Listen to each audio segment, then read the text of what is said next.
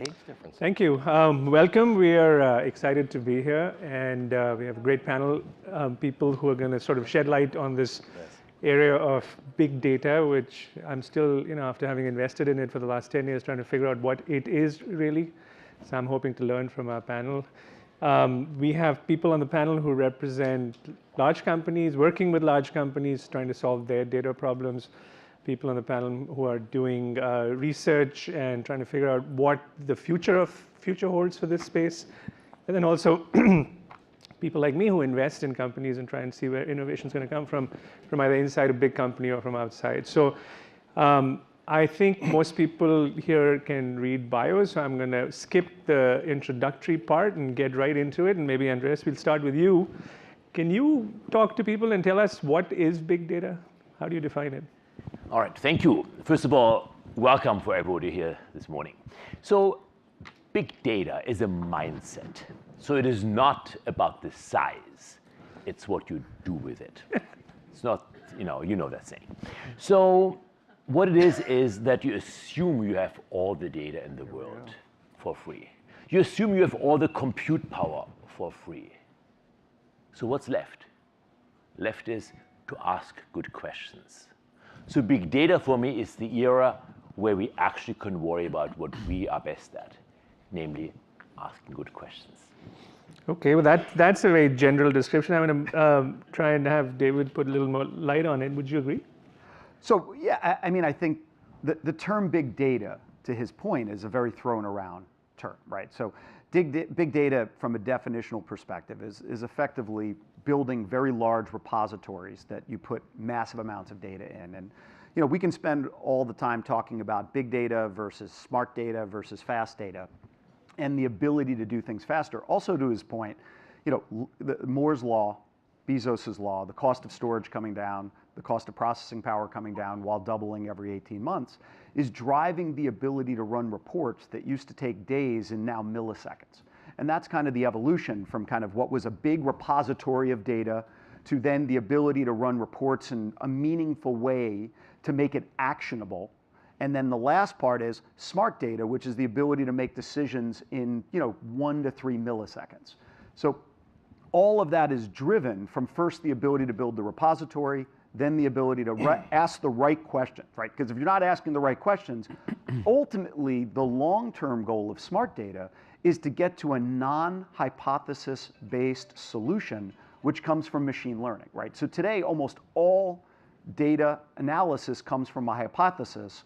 Tomorrow, it's going to come from simply taking the data from what we call 2D into 3D and really being able to extrapolate it out. So I agree, and I think everyone on the panel would agree with it, but maybe Vanessa, from your experience, not just where you are today, but from, I think, the birthplace of big data, which was Yahoo years ago. How do you think of that, and how do you sort of, in your daily sort of trying to build innovation inside a big company and trying to find innovation outside, what do you think of this space, and how would you define it? Yeah, I mean, I agree with what's been said already. I think what's important about big data, or data for that matter, not exactly sure when we picked up the big moniker, is it's a data and human problem, right? So the question isn't how much data you have, hearkening back to Yahoo, it's sort of, well, how much data can you use? And what are you going to use it for? And whether it's your own hypotheses or using machine learning to figure something out, there are all sorts of complexities of using this data. It's not only building the repositories, it's figuring out what's the provenance of the data, what's the governance, how are you ensuring in a global company that you're not moving data from one jurisdiction to another that can't be moved? How do you ensure, we're talking about advertising before the panel, that you're not doing something with data that even if it's legally okay, perceptually is not okay for your customers? And so I think there are a lot of things that surround big data that are non-technical in nature that really contribute to whether or not you're able to make use of the data on a technical basis. And I think it's probably one of the things we'll get into today, but that notion of how do you marry the business and the judgment, that side of it, with what's happening in the technical space, which is moving so quickly that we do have a lot more opportunities than we had even a few years ago. Yeah, and I think, if I look to the three gentlemen on my right, all of you have in some way, shape, or form companies that help other companies figure out what they have and how to use it better. So maybe Vikas, trying to sort of give the audience a flavor of what your sort of issues you see with the premise of data versus the reality, and giving some light to that would be interesting. Yeah, just to pick up on what Vanessa and David were saying, when I think about big data, I really think of a tale of sort of two cities. There's one world in which both the quantity and the sophistication of the data that's available and the techniques that are available are in an extraordinary place. I think for most of us, that's probably typified by typing something into a Google search bar and seeing 1 million results in 200 milliseconds. And there are lots of instances of this, especially when it comes to marketing, because there's the ability to predict behavior, to track behavior in ways that there wasn't before. This is one tale of sort of extreme riches. But there really is another reality. And it's, I think, typified by a conversation I had with the CFO of a large financial institution a short while ago, in which he was describing how he was exploring techniques of scraping tweets in order to predict customer behavior. And after a while, I asked him a simple question that's great, but do you know the count of employees in your company right now? Do you know your counterparty exposure to a particular party right now? And the answer was no. And I believe what's happened in a lot of large companies, if not most companies, is that over the last 20 years, the number of applications has just exploded. The number of ways data is stored and named has grown exponentially, and data is now very fragmented. So that while the quantity of data in a large company may have gone up, good data is perhaps harder to get than when I started my career a couple of decades ago. And in my view, in order to get to the first story, which is riches, any company has to first corral the data, that is, solve the data governance problem. How do you take data from such disparate systems and put it into a unified framework where everybody can understand it? That's what we focus on. Should you agree? Well, how you have a lot of customers, and you've been in the business of sort of helping people figure out what to do with their data for a long time, way before big data, I'm presuming. So how has that changed, and what's changed now? What's the dynamic that you see happening in your base of business today? So for context, right, we work with very large retailers, the Walmarts, Targets of the world, Cokes, Pepsis of the world, big companies that sell products and make products. The way I would look at it is there is this like exponential growth in the scale and the breadth of the data sets. And if you look at the typical company's ability to even just bring their own data together, which is what you were saying, to then layer on some capability to derive what is traditionally called insights, right? Like, what do I need to do with it? And then to actually take an action step off of the data itself and then measure the impact of that action, even if you're just talking about what in the technical term is first-party data. So you pick any one of those companies I described, they have data growing 20x a year, the breadth and depth, and their ability to integrate it into just an ability to use it is really challenging, right? And so there was a question about the ability to integrate data. Data is incredibly complex. It shows up with different names in different time periods. There's a term called slowly changing dimensions, which is that people lose a card. Right. So the card number changes. So I don't know if it's David as Target because his card number changes. And how do I keep slowly changing dimensions in a world that... Definitely not me. Data, yeah, well... But having said that, wouldn't you say that the concept of big data is not to be precise, but to show trends? And if that's the case, why do you need such a... No, I actually think it's the way we look at it is you have a cluster of activities that if you run an industrial company, you got a bunch of information that comes in and your goal is to make products better, cheaper. Mm-hmm. And that's your goal. And so you got all this data that's coming in, you got to figure out effectively how to automate the decisions people used to make with simple, bespoke, limited data sets to make a more efficient and more effective supply chain. If you're a company that runs a big store, then you have to figure out how all this data on my store, what's on the shelf, what's not on the shelf, where the products are next to each other, and how all the behaviors of the consumers and the myriad of experiences they have, how that cluster, what actions I can take against that cluster of exposures, against customers that I want to build value with, will drive growth. If I could just elaborate on that. And so there's a huge,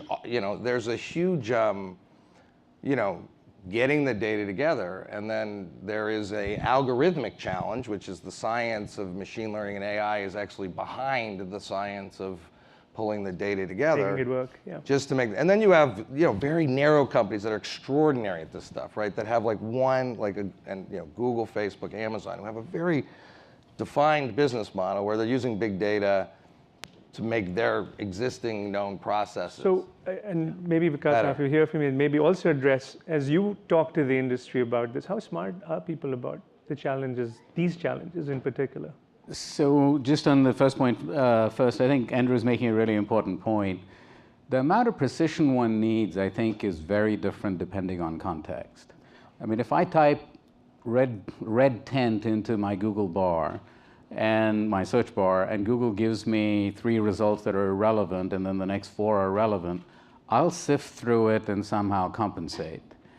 But if I'm an insurance company and I'm trying to figure out how much commission I owe to a particular agent, or if I'm an asset manager and I want to know the precise exposure that a client has at a point in time, that's not a query that lends itself to imprecision. And this is where a lot of the challenges are.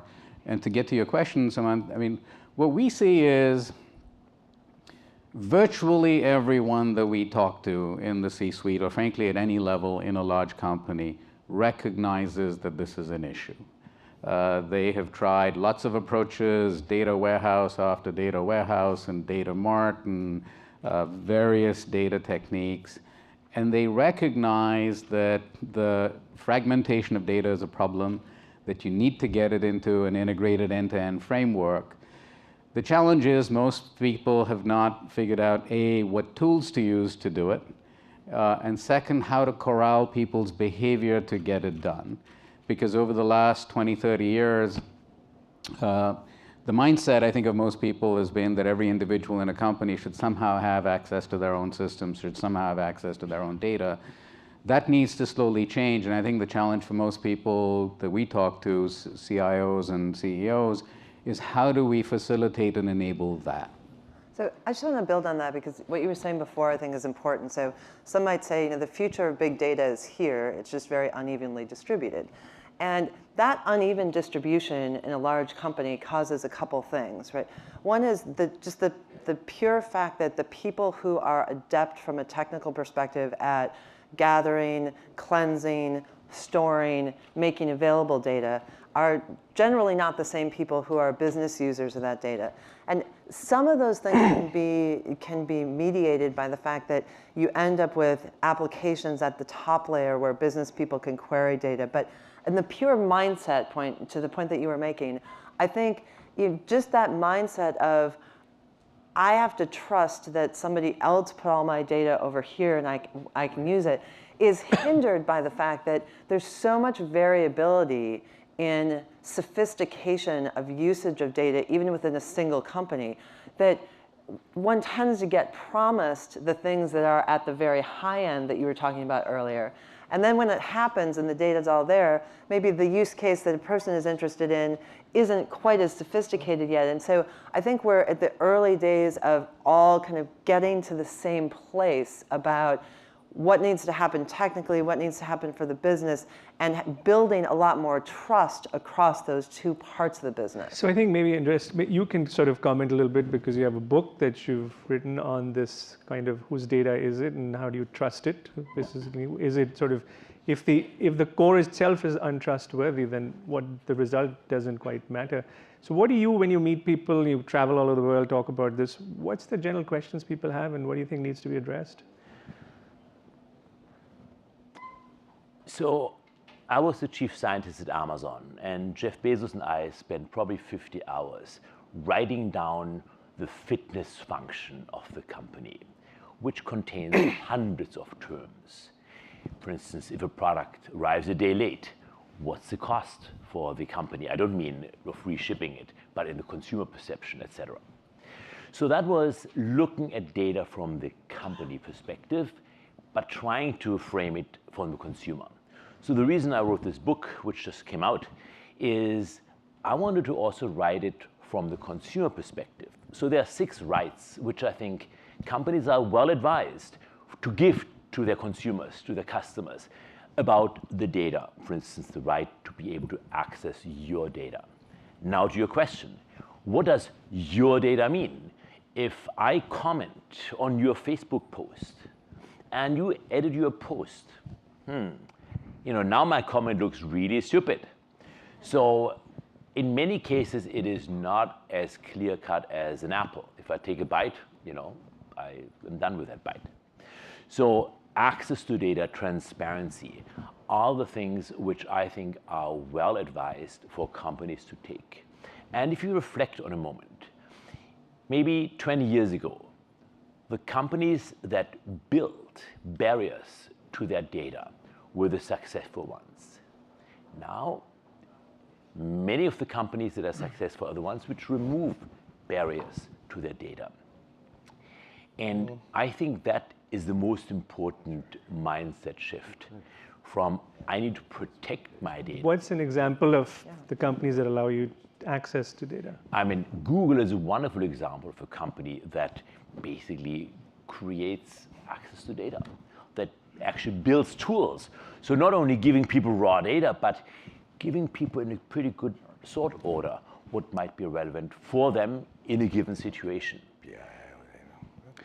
David, access to data, or let's say the competitive edge of a company dependent on their access to data. How do you think about it? How do your customers think about it? And give us a couple of use cases where you've seen real success in how people have used data to compete in the market and do better than theirs. So if we could put up slide 8, we'll at least use one slide. This is a slide I like to point to, if we can get it up and I have the right number.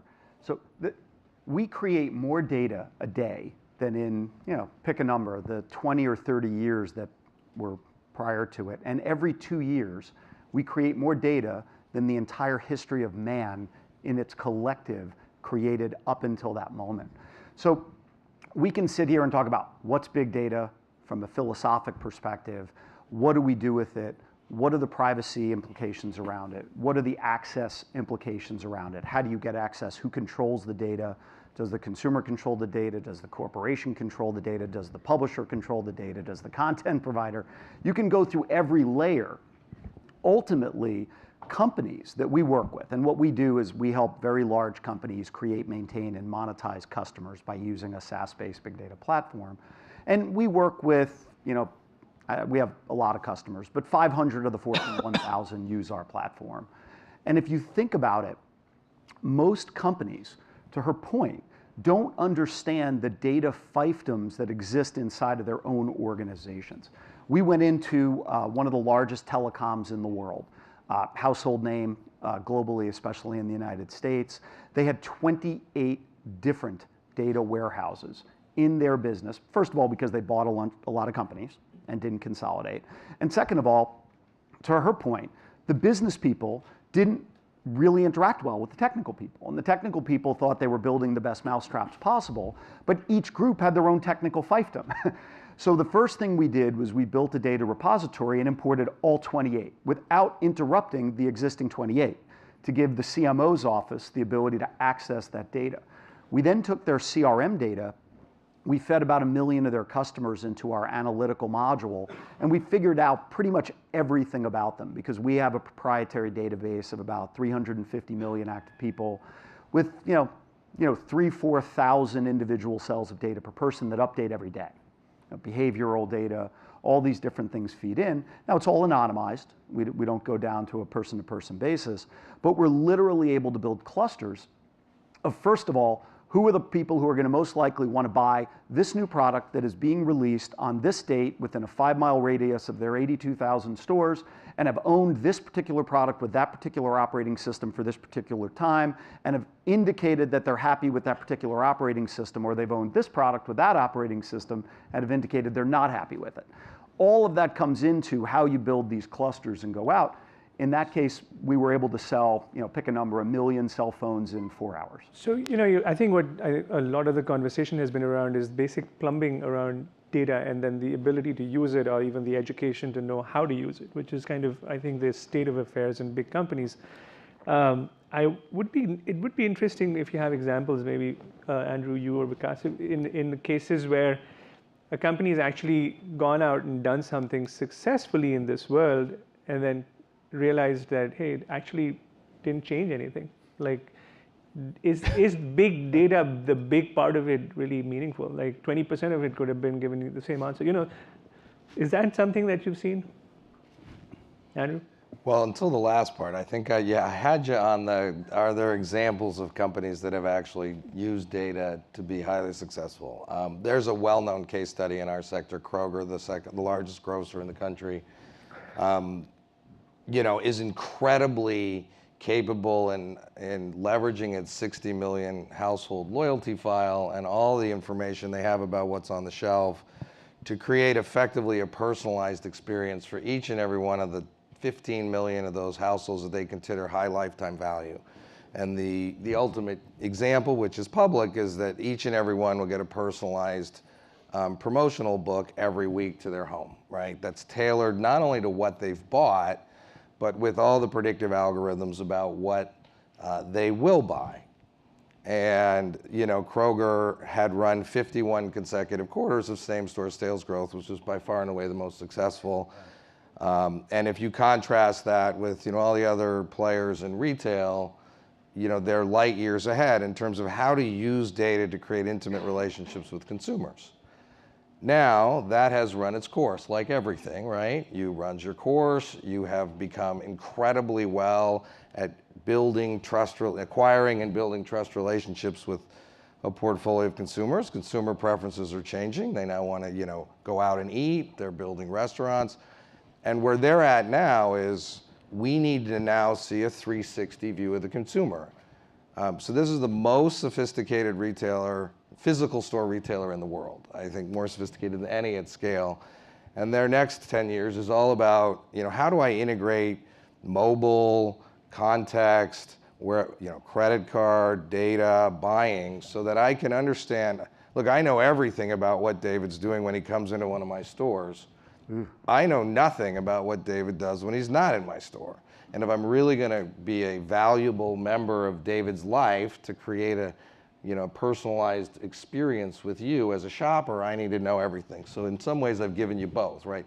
A shocking example. There's others, right? Obviously, Amazon's price algorithms. Walmart, again, publicly is using algorithms to change price because they have an aspiration to be at the 80th percentile in the low price. So they change their price on their website, 10,000 times a day. And all that's basically parameterized, right? But my question came from somewhere else, and maybe I'll qualify it a little bit, and then if you have any thoughts, it would be great to hear. One of my companies did a contract with a web scale, very large company. It's a CDN, and they were collecting more data than they knew what to do with, which generally is what happens, right? Yeah. And it's expensive. Even though it sounds cheap, if you're storing it on the cloud, if you're using a third party, it can get really expensive really quick. I mean, look, some of my personal experience at Mezocliq started, I was running a BPO company. We were interacting with about 50 million consumers. We were handling about, potentially 10 million interactions of some kind a day. And Sumant, to your point, I had watched numerous efforts to get data together and had watched them all go awry someplace. Yep. And the world is littered with examples of people trying to pull together data warehouses, this, that, and the other, and not come together. And so about 10 years ago, I put a group of really smart people to study the data itself, that is, the variables themselves. And we slowly through analysis, came to the conclusion that the data was actually a lot less complex than it appeared. The team studied about 1 million variables and was able to abstract them down to about 10,000, from which all the others could be derived. Now, this sort of generic data abstraction layer gives us a really powerful tool that we can use to suck data and create a common language for a company. Now, what's the impact of creating that common language? It's not just the predictive power that all the panelists are talking about. I mean, that's obviously very large. But the impact on expense is gigantic. I mean, the reduction in the number of lines of code you have to write to build a system is by orders of magnitude. Our operating expenses came down by a lot. And we're doing that. I mean, we have a very large asset management client for whom we're doing that right now. There's an insurance company. So yes, beware, as you said, the effort's gone awry, but thoughtfully done and with a fundamental look at what the data is, it's very possible. I'll just throw out one little analogy. You know, I don't know what the time frame was, but in the early 70s, when the car companies in the US were getting attacked by their Japanese competitors, one of the exercises they went through was part standardization. Right. So that what one plant called a part was the same as what another plant called it, and so on. That was a painful exercise that lasted many years, but it gave the car manufacturers a common language that they could use to then harmonize their company. I think something similar needs to happen and is happening in enterprise data right now. Okay, slightly shifting topics a little bit. At your company, you have hundreds of millions of people interacting, using your platform multiple times in a day, year, et cetera. And so collecting a ton of data, and you can look back years and figure out what people have been doing. So maybe give the audience a little bit of an understanding of how you think of that, how you do use it, how you can't use it. And then does this create for a level playing field, or does data create for, and especially historic data, create for an uncompetitive industry? So there's a lot wrapped up in that. I think, first of all, I think it's important to level set that there are lots of uses of large data sets well beyond sort of predicting customer behavior and optimizing marketing, right? So at a company like Citi, where we've got such a diverse set of global businesses, we're looking at things like, how do you eradicate fraud? How do you improve know your customer to reduce money laundering? You know, what are the ways that you can use this data that are far beyond sort of just the marketing pieces of it? I think that's important because I just want to go back for a second to your first question, Sumant, about, you know, where does this stuff succeed and where does it fail? Because there are many, many use cases where machine learning, where using big data has been successful. But it's sort of like the startup world, which we spend a lot of time in, right? That it's easy to talk about the success stories. There's not as much publicity around, well, gee, I had this hypothesis, I asked this question, and that one wasn't successful. And what that means is that it takes longer for an organization to coalesce around the ways that data can be used. So you might get a lot of sort of gravity around, gee, we really want to use it for marketing. And that's one slice of one use case for a big company that could be interesting. So I think over time, more conversation about how is it useful, where is it useful. For us, it's sort of like saying, you know, where is digital useful, right?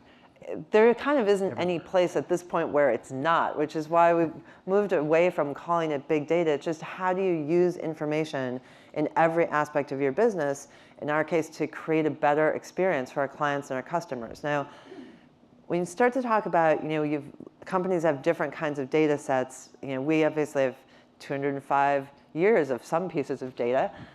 Is that a competitive advantage or not? And how do people think about that? I think you have to layer on top of that the fact that, you know, depending on what your history is, there's probably an interesting correlation between the history that a company has and the complexity of the data that it owns and stores. So it's not just about what data you have, as everyone's been talking about. It's about what data you can get to, can use. I mean, when I ran data for Yahoo, everyone told me at the time, you know, we have the most data. Whether that was true or not is kind of irrelevant. But I said, good, well, it's a fascinating job that I have.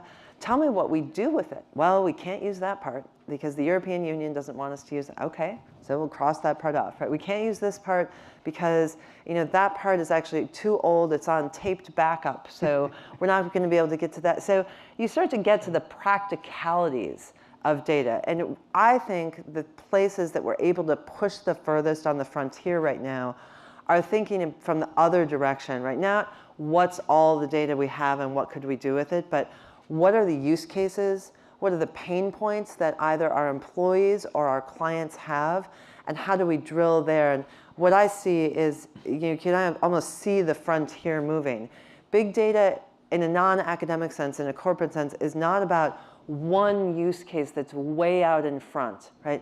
It's about kind of pushing each of the use cases forward so that as you're doing that, you're bringing along the people who are very technical, the people who have deep understanding of the business, where those two meet, a different set of use cases. And I think that's what we're seeing right now. You're seeing a lot of academic advance in things that are sort of putting the mark out way in front. And then you're seeing people kind of continue to push those use cases forward. But policy has a lot to do with it. And maybe, Andreas, you can talk a little bit about how you've seen this develop around usage of data, what people are allowed to use. And then does someone in China building a product who has less restriction on how they can use data compete with someone in the US or the EU that has very strict usage and what have you seen in that regard? Okay. China's got very Just as Vanessa said, many things packed into one innocent sounding question. So first of all, for a moment, I thought, that our conversation could have happened 20 years ago here. So the question about cleaning data and storing data, that I thought was a conversation which I haven't heard for a long time. So I felt, somehow you felt your we age? missed the boat. Yeah. And the way we typically say this is there are three stages of what data is. One is to use data for optimization, better, faster, cheaper, etc.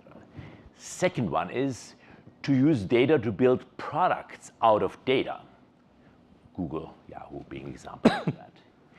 Now the third one is the world we live in, which is having data as infrastructure. So as we said, we're not talking about it is digital or, they have electricity in this hotel. It just basically goes away. Identity as infrastructure, that's what Facebook is about. So I invite you to think, where is the conversation? Is it on the optimization, level 1? Is it on the level 2 of data products? Or is it of level 3 where it sort of disappears? That for me is the world we live in, which we can give out. I think it's all three though, wouldn't you say? Wouldn't you say that different companies with different objectives are at a different scale of using the data? So if you use the web companies as examples, they are data-driven companies. But if you look at Kroger's as your example, they are about efficiency and building a competitive advantage on the first or second component of that. So I do think all of this is relevant. I think one of the other questions that maybe I would love your thoughts on is, does policy change how you can compete with data? Let me just work on the previous question first. So one question here was, and I think I had the CFO of Deutsche Telekom at my place the other day, and he said, Andreas, whenever I cross the Atlantic, I have to shift my mindset. In Europe, people constantly want to know, what if everything is going wrong? What's the worst can that happen to you? So as CFO, he has to worry about the left tail of the distribution. He lands in San Francisco, Deutsche Telekom CFO, and people say, well, if everything goes as best as it can be, what's the best that can happen to you? And he says, struggling with these two mindsets, particularly about data in the context here, is actually not that easy. Whether you worry about the left part of the distribution or whether you worry about the upside, what can happen in the best case. You asked about China. So I've worked with Alibaba and I've worked with Tencent. Tencent makes WeChat the messenger platform, which is the de facto identity infrastructure in China now. And I've learned fascinating things. Now, the Chinese are ahead of us. They have, effective the year 2020, a social credit score, which they compute for every citizen using a plethora of different data. Jaywalking, -1 point. Shoplifting, -10 points. Selling counterfeit goods on Taobao, +100 points, because they clearly are a valuable part of the ecosystem. So based on that score, it determines what job you can get.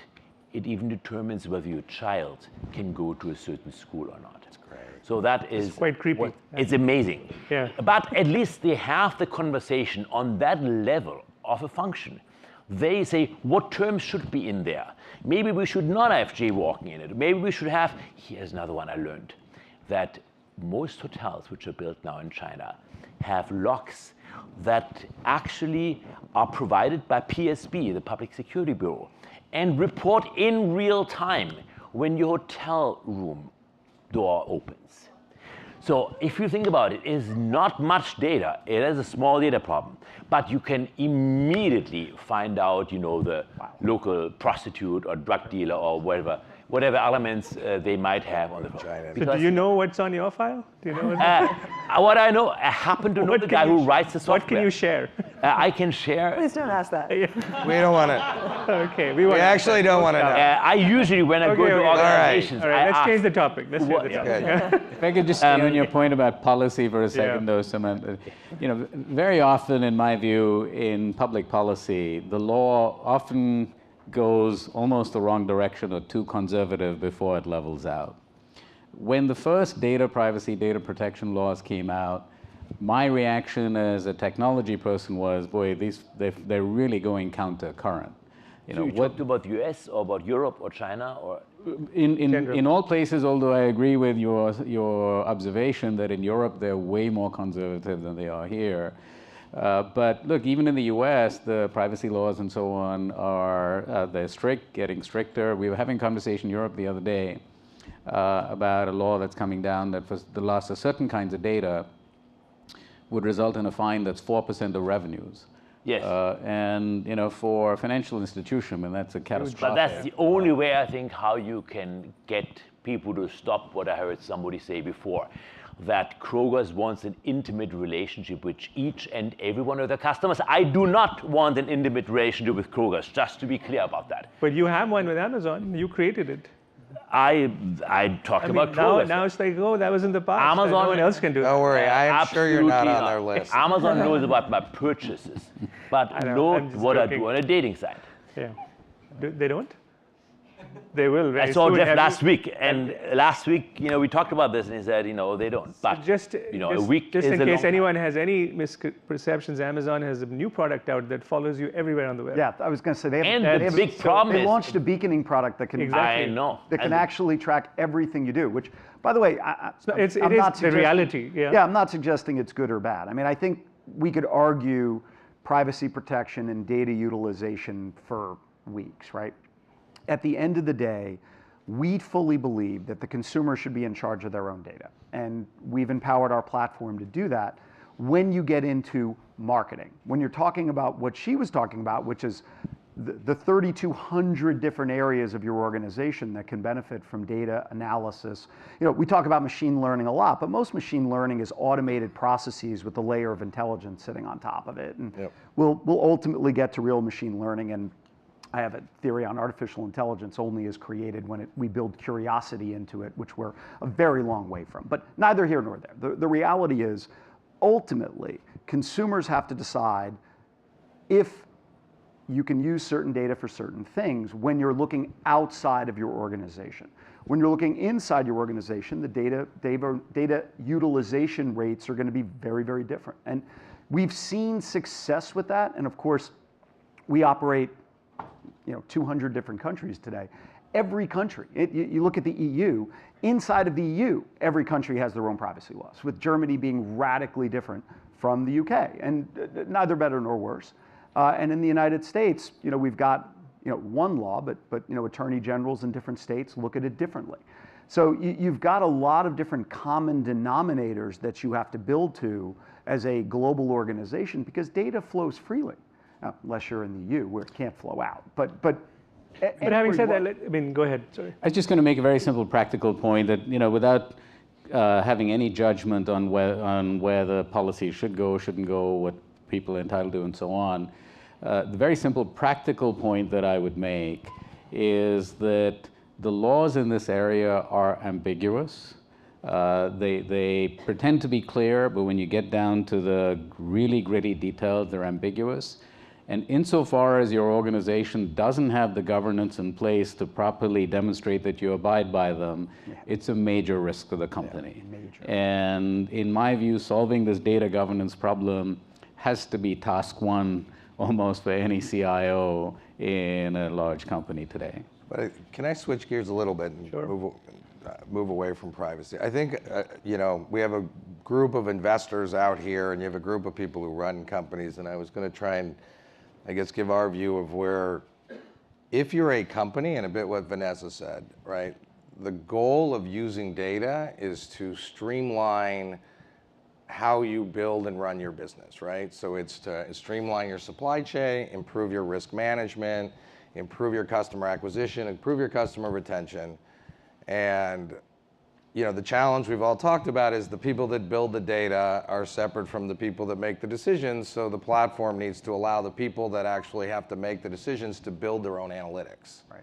So we've been investing heavily as what we call bring the science to the data, so that you can take all the Python and all the modelers and basically embed their results into the solution, so that when the person who's using the system, who has to make the decision, who knows nothing about data analytics, has the tools. So, but if you're looking at it as a company, it's, what is the least amount of data that I can put together to help me improve a process or an aspect of my company, whether inside or outside.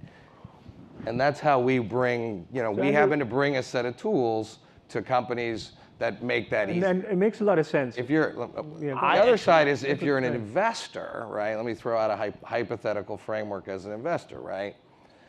And this may or may not be right. I'd love the panel's view, right? You have companies that are building capabilities, either tech or data, that help other companies, drive consumerism, right? Acquisition and retention of customers. And they may be, if they're really distinctive, and what makes companies really distinctive is either they have distinctive tech, algorithms, or data, right? If you have access to distinctive data that's really important on a system-wide basis, then you can be really value-added to other people who want to understand consumers. You have another portfolio of companies that are going to automate business processes, and I think ones that can take, it's not my area of expertise, but if you can create an application or a company that can save 2 million people persons of activity in running an oil supply chain, you'll make a good living. There's a third group, which is companies that have data, right? Companies that have access to or data skills that are highly valuable to all the other companies, and that's a bit like us, right? We have use rights, which is incredibly complicated, a whole other conversation about if I get data from 50 retailers, what I'm allowed to do with it is actually drives what its value is. So if I have a narrow use right, it has one value. Most companies that provide services only have the use for that company, right? Most of your services is I do a thing for this company, I can't amalgamate it to see behavior across, we're the opposite. And that creates value, right? Companies that create value with data, data as a service, right? And then there's the fourth big, kind of pool of economic value that's going to be created with companies that can take all that and automate it into decisions that make, AI machine learning, right? There is a huge portfolio of opportunity for companies that have specialized services that take pools of messy stuff and turn it into insights action that drives value across one of those dimensions. So I was trying to put it in the, so if I were, and then there's healthcare, right, which we talked about in another panel, because everything we're talking about you can keep going. Well, look, just to pick up on, I'd love reactions to the, to pick up on that point. See, one of the very simple observations I would make about the companies that everyone looks up to as big data companies like Amazon, Google, etc., is they are newer. The systems are much newer. The systems are much fewer. They basically started with a big data mindset. And that's a very exciting place to be. But most of the companies we deal with are closer to what Vanessa was describing, companies that have been around for decades, if not maybe not hundreds, but over 100 years, and that have for at least the last 2 or 3 decades been buying best-of-breed systems and trying to stitch them together. And so any typical company we deal with, I think if we find a company that has 100 major systems, that's at the low end. Typically, you're talking in the thousands. And the theory has been, for the longest time, that somehow these systems will get stitched together. And there are various integration approaches that have been talked about. Roughly every 5 years, there's a big trend about how they're all going to come together. And they haven't done, and I think what we're seeing is a lot of companies seeing, geez, this legacy infrastructure, this legacy technology needs to be comprehensively transformed. This is like building a new highway system. It's like building a new, air traffic control system, et cetera. That migration, I believe, which I think the cloud and cloud-related technologies are going to facilitate, is a really exciting new thing. I think it's something in which most companies need to engage. And that's where we are trying to play, that look, there's only so much you can do to improve the integration of these hundreds or thousands of systems. You need to have an end-to-end solution that pulls all the data and processes together into a common framework. So maybe Vanessa, you can comment, because you have all 3 types of experiences, the Yahoo, now Visa, and investing in startups who really have no legacy and have no data. So how do you think of this world? Yeah. So if you take the corporate world first, right, at Citi, I think what makes, if you hold aside kind of the Googles and the Amazons and the companies that were founded when everyone already understood it was about big data, I think what sets large companies apart is leaders who are willing to ask questions, not just go answer this particular question, but I want to understand what's the class of questions that I'll be able to get at. I want to understand how it is that I can use real-time or near real-time data. I want to understand, does it actually have to be near real-time, or could I get just as good by having lag data, and that'll get me to a good answer. And so I think it's, as you look at incumbents, looking at the leadership of the companies and their curiosity, I totally agree with David, their curiosity about what can happen here. When you look at startups, I think they do come in different classes. We tend to be particularly intrigued by startups who are essentially tools providers and translators, right? So startups who can help large companies really to sort through the data assets that they have and understand where the value is, whether that value is in fraud and protection, or whether that value is in improved customer acquisition or improved client satisfaction. There obviously are a lot of startups that are focused on what can they do to aggregate pools of data and where's the value, and that just happens to be less of our investment thesis. One thing I do want to just come back to on the consumer side for a minute before we get to the close of the panel is, you mentioned before, what's important is that consumers own their data. I think it's critical for this crowd, this esteemed group of people, to understand that that's probably past. Yeah. That consumer, first of all, it's completely intangible, right? What data I produce, right? I would have to start thinking 24/7 around all the kinds of data that I produce as an individual, and where that data ends up and where it's sitting, right? We always say in financial services, you've seen so many startups crop up around things like financial aggregation, right? I want a place to see all of my accounts or all of my credit cards, because that way I can get a whole picture of my financial situation, and it helps me better manage that. Those tools not only don't exist for people vis-a-vis the data world, but are probably at this point impossible to create. So I do believe, and you said it earlier, it's incumbent upon institutions to hold principles of governance, provenance, usage very dear, and to keep very careful track of that, because I think particularly on the consumer side, the data has been out there and it has been used already, and once that cat is out of the bag, you can't coax her back in. And I just want to say, Vanessa, I was talking specifically to permission to market. I was not talking about that. So the answer is they can remove cookies if they choose to. They can put an ad blocker if they want to. They can opt out of a list if they're on it. Was really what I was referring to, because we were talking specifically about and I agree with a marketing relationship. And I also said, cases where that's true, but to your point, the institution's going to control the data as it relates to them.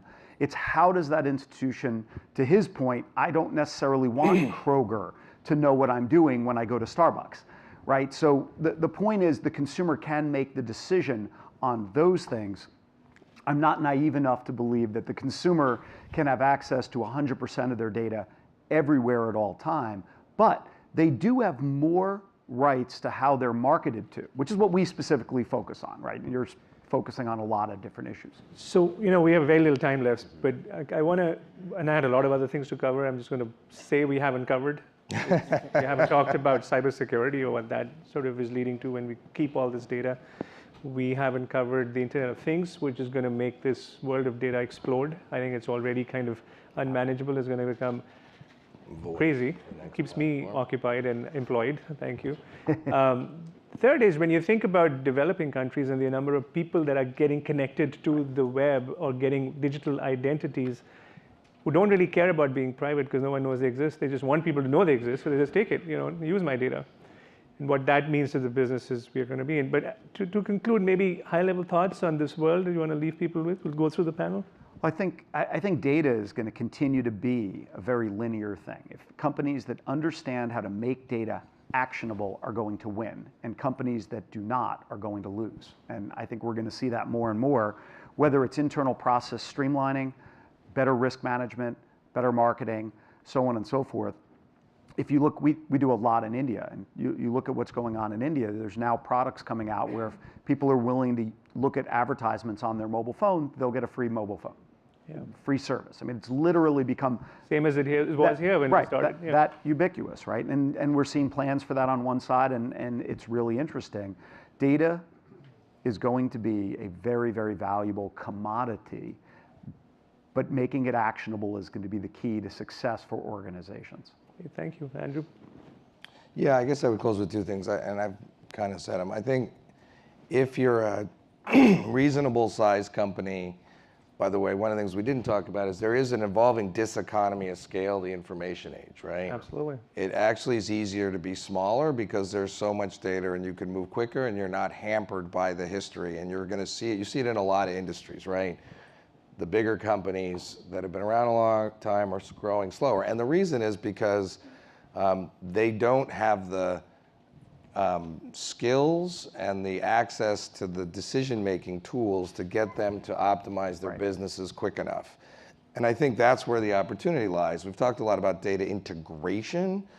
I think at the end of the day, mastering the decision workflow of each of the functional areas and then automating away all the labor that it takes to make those good decisions so that it's basically a straight-through corporation with really high-end kind of user tools and the ability with high-end analytics embedded into the workflow. If you're running a company, that's a huge opportunity for us and anybody. So that would be my first close. I think the second is to not lose sight of, of data itself is a big growing business, right? And data as a service and data used appropriately with appropriate privacies to help other companies use information to optimize their relationships with consumers or how they run their business is wildly growing, and that's effectively the business we're in, and we like being in it because we're the one that kind of amalgamates data across multiple people and allows the players to have access to it in like a consortium type model. And it's just hugely valuable, and there's a huge industry of companies that are basically gathering up data to inject into other people's processes, and we haven't talked much about that. But that's a big economic opportunity. And Eric Lefkowski talked about it on a healthcare panel yesterday, right? The biggest dark area in our world is in healthcare because the silos are so extraordinary in terms of access to medical records, access to genome mapping, the HIPAA policy state, and it's the biggest opportunity if you move beyond business and Google's and selling things to actually improving the health of all of us in the room.